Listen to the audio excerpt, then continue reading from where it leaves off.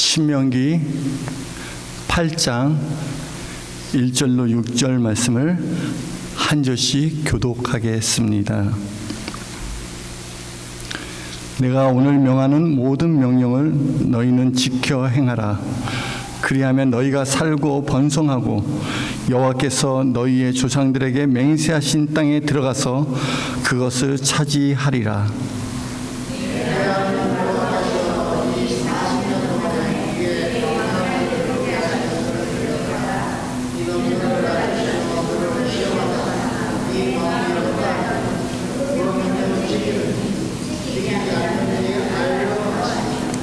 너를 낮추시며 너를 줄이게 하시며 또 너도 알지 못하며 내 조상들도 알지 못하던 만나를 내게 먹이신 것은 사람이 떡으로만 사는 것이 아니요 여호와의 입에서 나오는 모든 말씀으로 사는 줄 내가 알게 하려 하심이니라.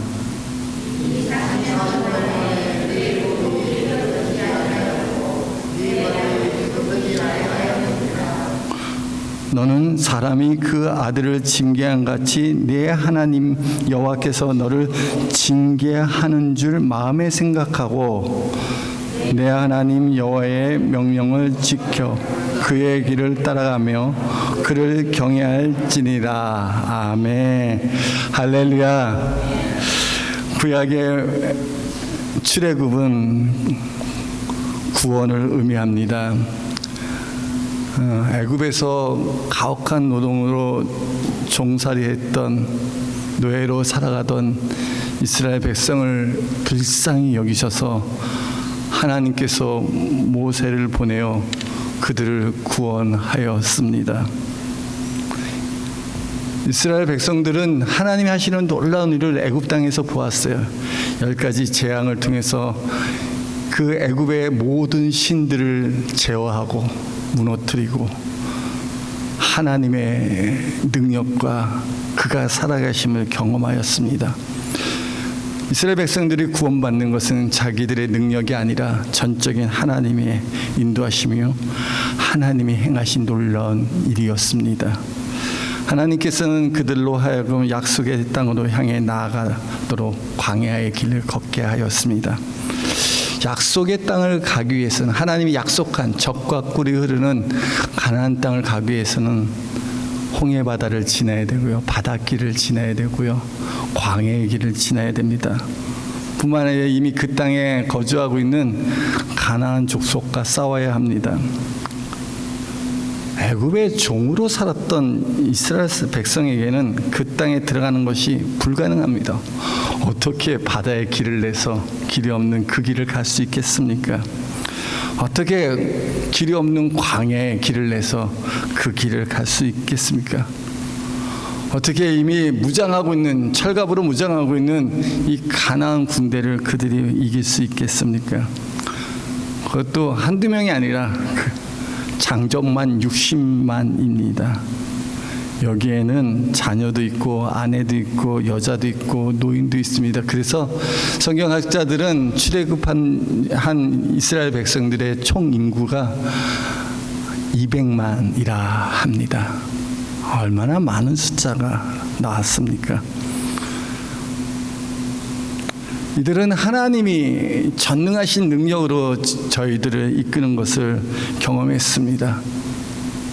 홍해 바다가 갈라져 길을 낸 것을 경험할 뿐만 아니라 40년 동안 광야의 길을 걸으면서 굶어 죽거나 의복이 헤어지거나 또한 발이 부르트거나 그런 적이 없었습니다. 왜 그렇습니까? 하나님께서 그들과 함께 하였기 때문입니다.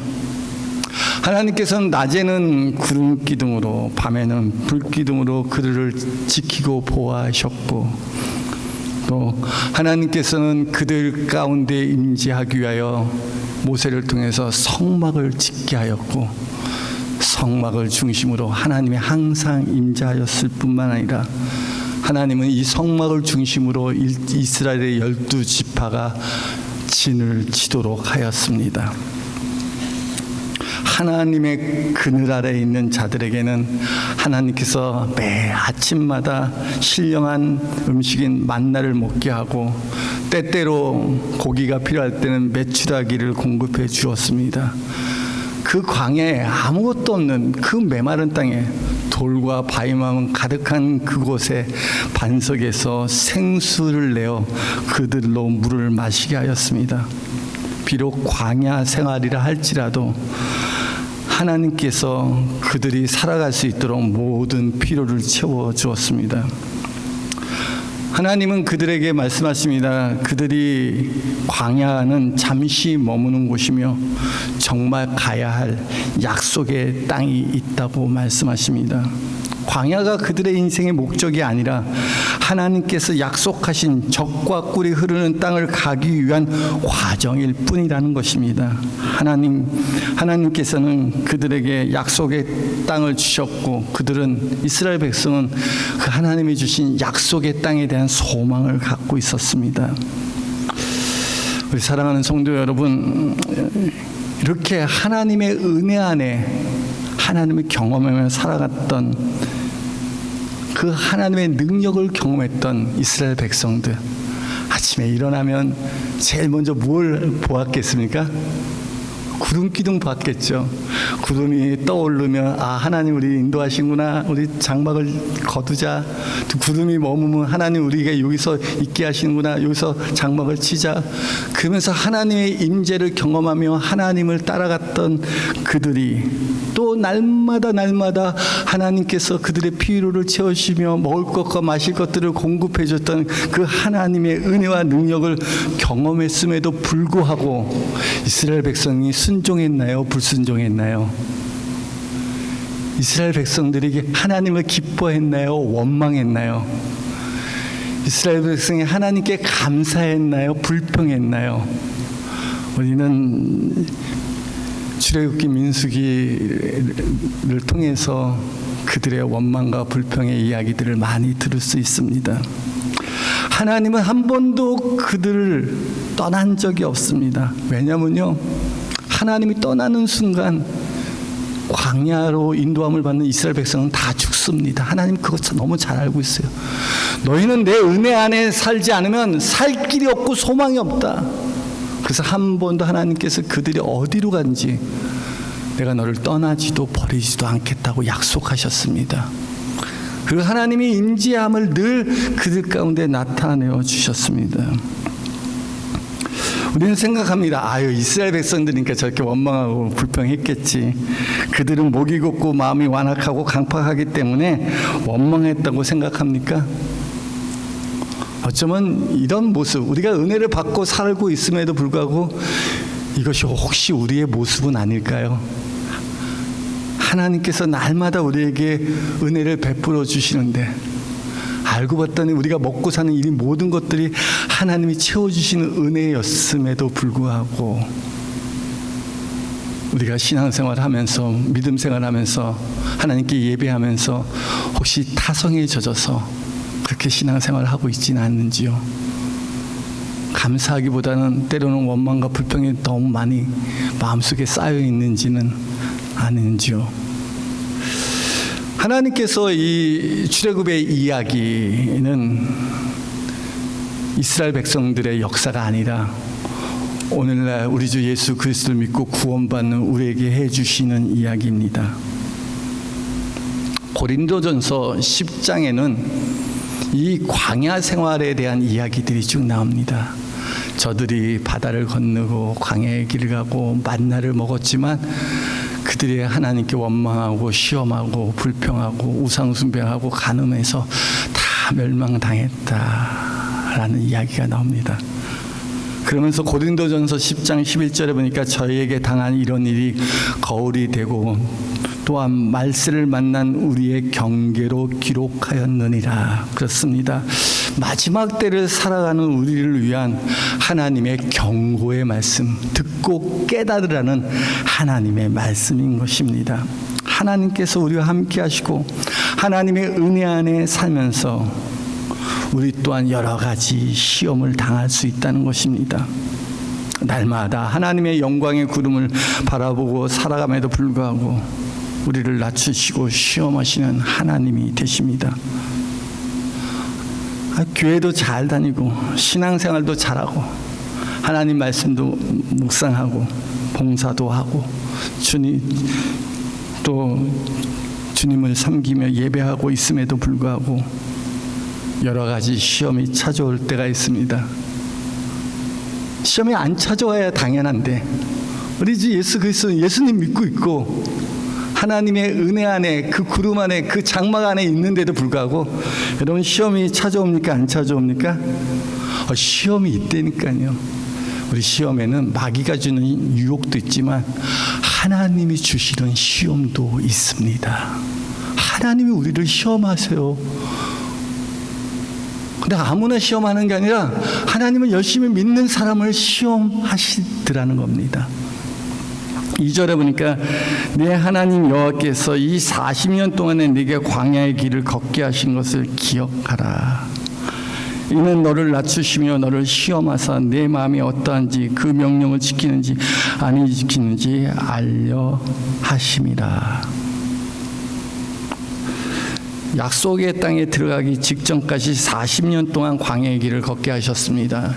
이 신명기는 모세가 마지막으로 이스라엘 백성들에게 설교한 것을 모아놓은 것이 신명기입니다. 그러니까 모세가 죽기 직전에 이제 적과 꿀이 흐르는 가나안 땅을 바라보면서 이스라엘 백성들에게 말씀한 것이 바로 신명기입니다.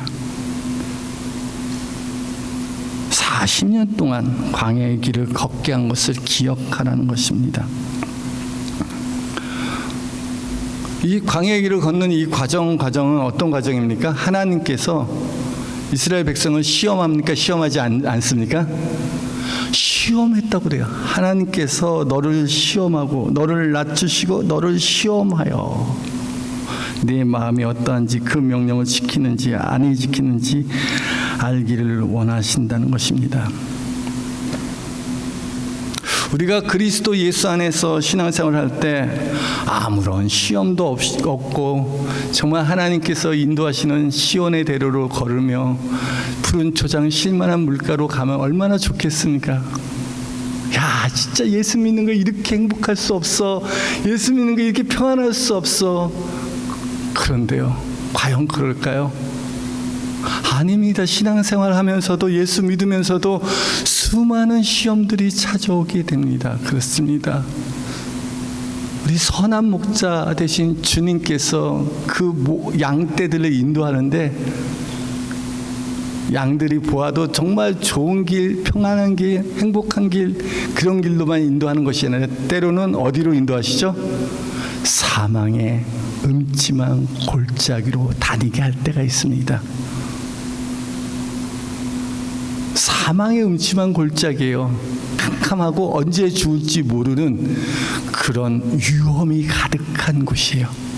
어떤 해로움이 찾아올지 모르는 그런 곳이에요. 그러나 시편 기자는 다윗은 고백합니다. 내가 해를 두려워하지 않을 것은 주께서 나와 함께 하심이라. 이 사실을 믿습니까? 우리가 아무리 광야의 길을 가도 어떠한 시험이 찾아와도 주님께서 함께 하심을 믿습니까? 하나님께서 우리를 낮추시고 시험하시는 이유가 무엇입니까? 아니 그냥 내버려둬도 잘 하나님 따라가고 있을 텐데 우리를 낮추시고 시험하시는 이유가 뭡니까? 그것은 우리의 진짜 마음을 알기 위함입니다. 우리 생각해 보세요. 하나님은 우리의 마음을 다 알고 있고 우리의 마음을 감찰하시는 전지전능하신 하나님이십니다. 그런데 말입니다. 우리가 스스로 나 정도 신앙이면 괜찮아라고 착각하면서 믿음 생활을 하고 있다는 것입니다. 나만큼 하나님 섬기면 나만큼 하나님 믿으라고 그래. 나 정말 잘 섬기겠어 라고 잘못된 신앙을 가질 수도 있다는 것입니다.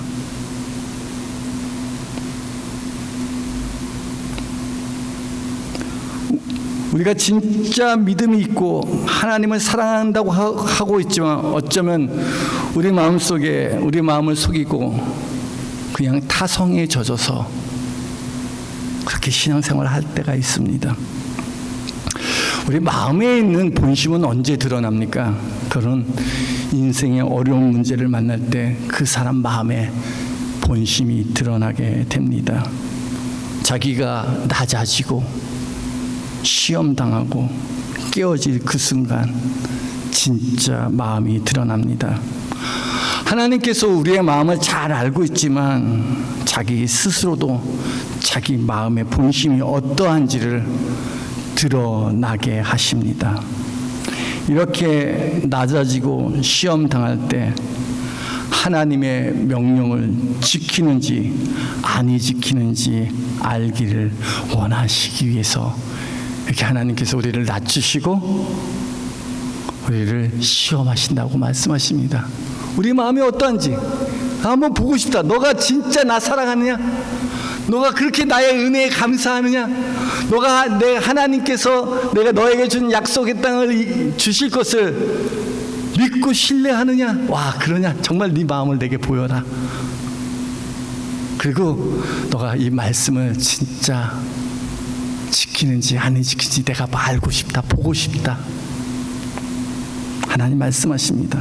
이는 너를 낮추시고 너를 시험하사 네 마음이 어떠한지 그 명령을 지키는지 아니 지키는지 알려 하심이라.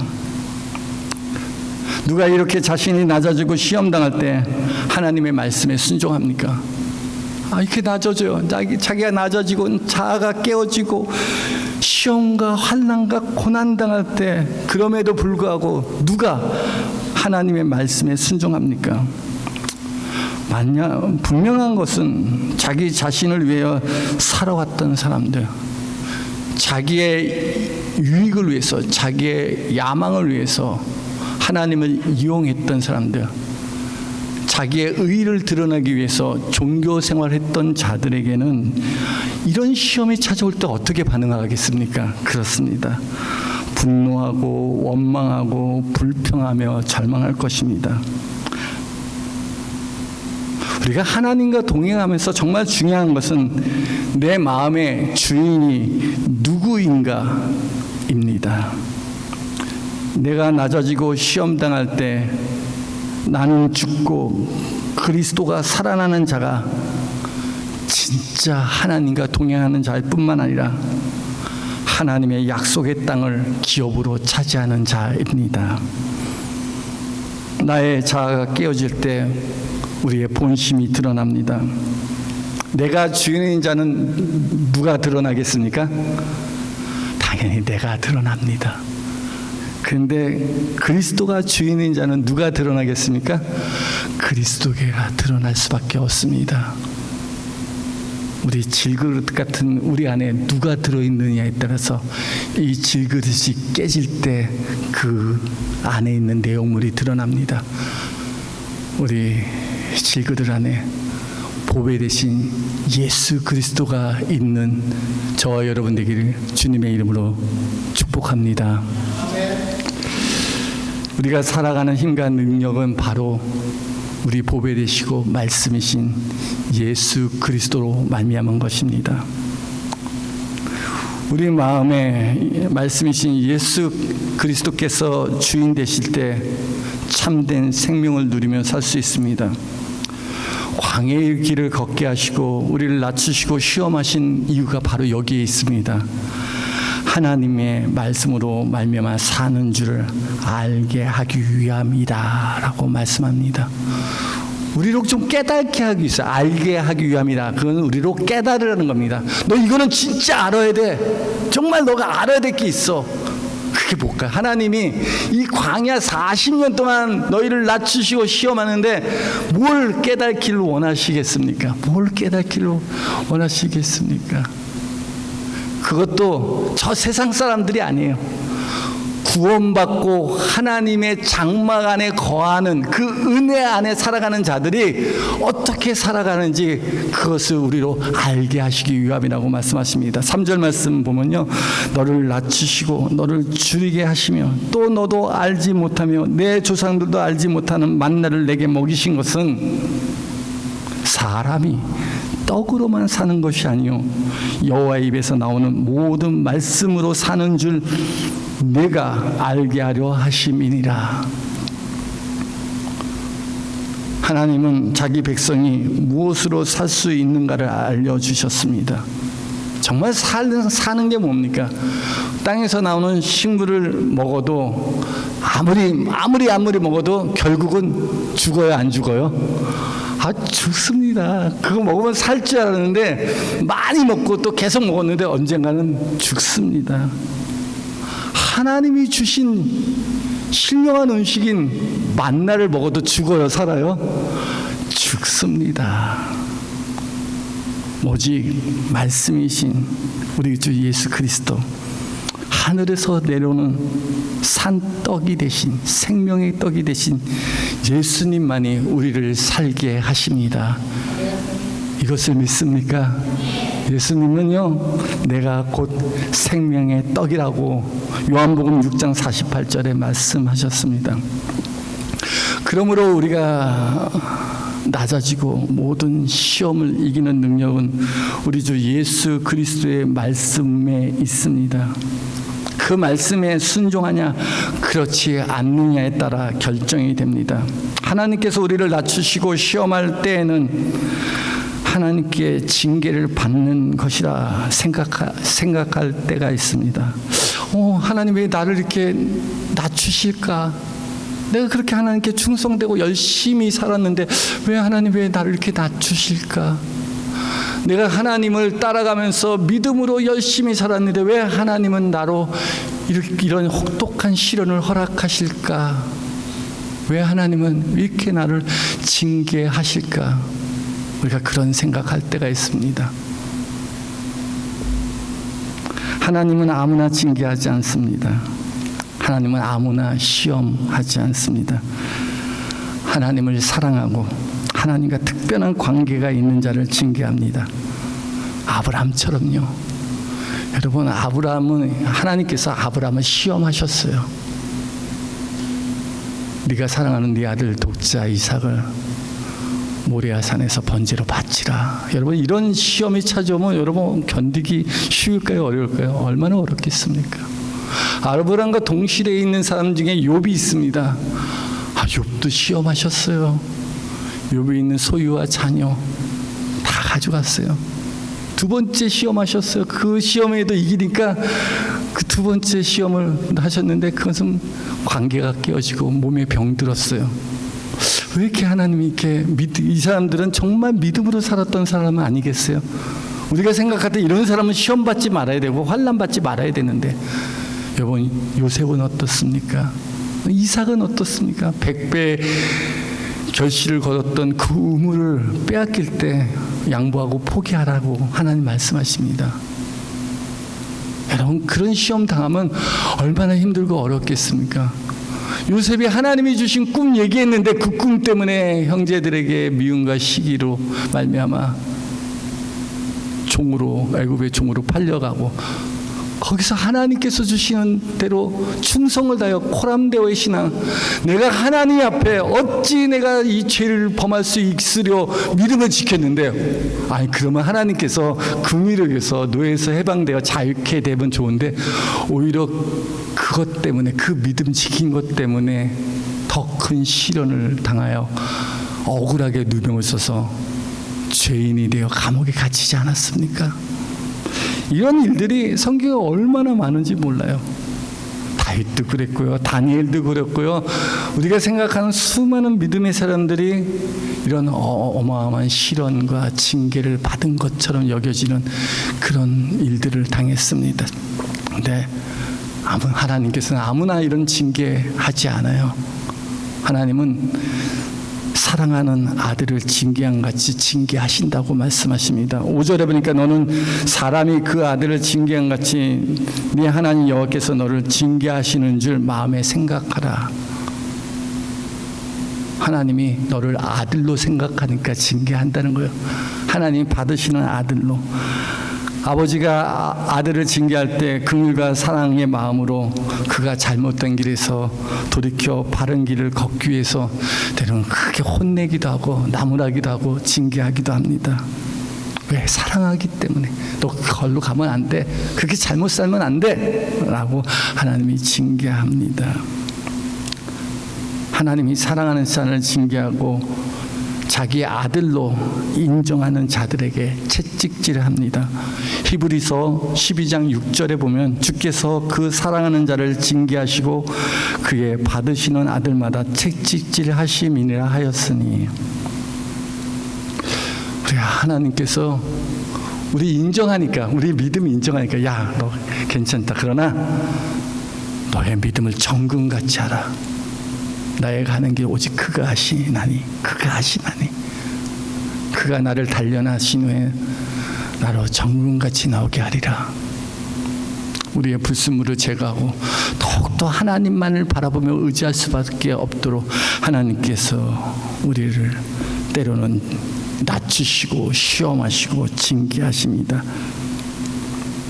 근데 하나님께서 징계하시는 이유가 뭡니까? 하나님께서 잠시 징계하시지만 그 목적은 그의 거룩하심에 참여하게 하기 위함입니다. 히브리서 12장 10절에 보니까 오직 하나님은 우리의 유익을 위하여 그의 거룩하심에 참여케 하시느니라.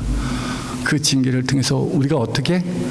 우리가 온전한 믿음으로 그의 거룩함에 참여하게, 거룩함에 들어가게 하도록 하나님께서 우리를 징계하신다고 말씀하고 있습니다. 그러므로 하나님께서 우리를 낮추시고 시험할 때 더욱 하나님 말씀에 순종하며 하나님을 경외해야 합니다. 여러분, 우리 안에 하나님께서 우리를 낮추시고 시험하시고 징계하실 그 순간이 얼마나 중요한지 모릅니다. 그럴 때 더욱 하나님을 경외하시기 바랍니다. 6절에 보니까 네 하나님 여호와의 명령을 지켜 그의 길을 따라가며 그를 경외할지니라.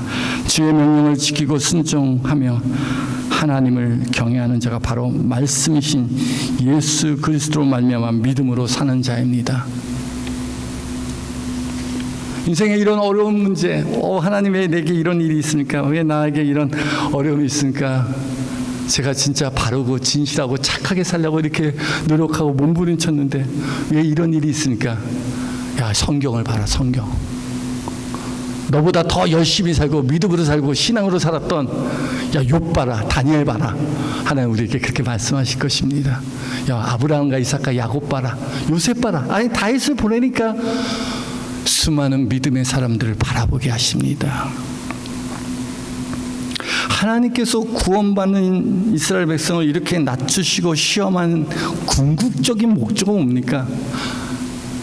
하나님이 이렇게 우리가 구원받고 믿음으로 살아가는 신앙생활 열심히 하는 우리에게 이렇게 우리를 낮추시고 시험하시고 징계하시는 궁극적인 이유가 뭡니까?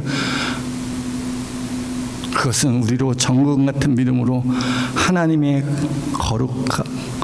그의 거룩과 영광에 우리로 참여하기 위함입니다. 하나님의 거룩함에 그의 영광 가운데 우리를 초대하십니다.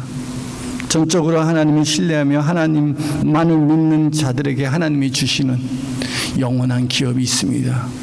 우리 주께서 예비하시는 하늘에 있는 영원한 기업이 있습니다.